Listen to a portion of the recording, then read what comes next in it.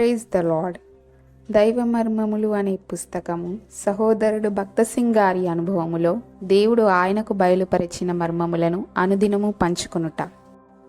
March 28వ తారీఖు సందేశము. ఆ అత్తరు బుడ్డి పగులగొట్టి ఆయన తల మీద పోసెను. మార్కు సువార్త 14వ అధ్యాయము 3వ వచనము. మార్కు సువార్త 14వ అధ్యాయములో 1-9 వచనములలో ప్రభువైన యేసుక్రీస్తు బేతనీయను 7వ పర్యాయము దర్శించుట చూచుచున్నాము. ఇదే సందర్భము మత్తయి 26వ అధ్యాయములో కూడా కలదు. మత్తయి 26వ అధ్యాయము 2వ వచనములో పస్కా పండుగకు 2 దినముల ముందు ఆయన తల మీద అత్తరు పోయబడెనని వ్రాయబడి ఉన్నది. ఇచ్చట మన ప్రభువు తన శిష్యులతో తాను శ్రమ పొంది నిందింపబడి చంపబడి తిరిగి లేచు సమయము వచ్చి ఉన్నదని చెప్పాను.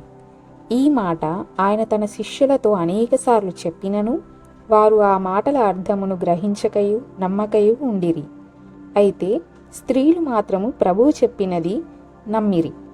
ఆ కారణము చేతనే మరియా ఆయనను అభిషేకించుటకై వచ్చెను. ఆయన భూస్థాపనకు ఆయనను సిద్ధపరచుటకు మాత్రమే ఆమె వచ్చెను. యోహాను సువార్త 12వ అధ్యాయము 7వ వచనము. ఏదో ఒక విధముగా ఆమె మనోనేత్రములు వెలిగించబడి ఉండెను. అందువల్ల